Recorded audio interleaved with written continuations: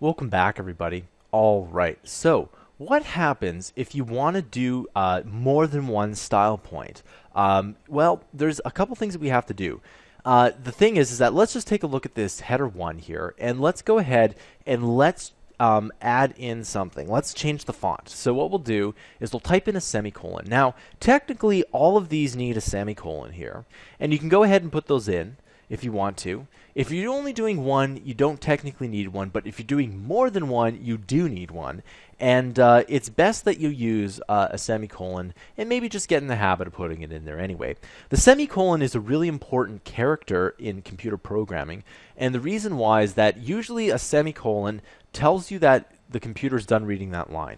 So in most other programming languages, and keep in mind that there was a lot of programming languages before HTML, and HTML has built upon those programming languages. So in most programming languages, you'd have something that says, you know, output to screen, semicolon, next line, and do the code and whatever. And that's essentially where this comes from. So again, if we have the semicolon here, you can just type in another property here. So you can type in font, family. Okay, we're going to type in colon, and we can just type in courier because I love that font.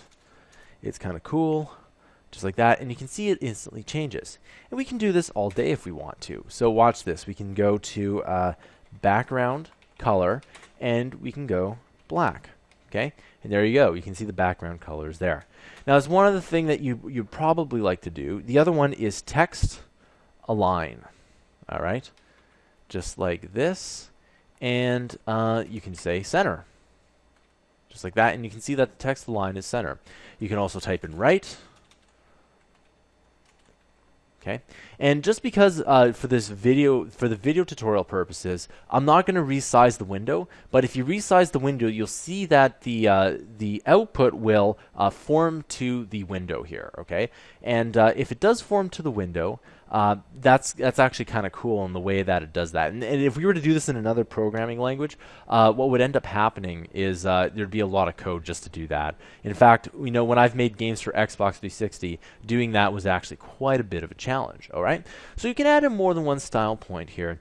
In another course is dealt with CSS, where what it does is it takes all these style points and puts it in a different document. All right, so what we're doing is we're doing the style points in CSS right in the HTML.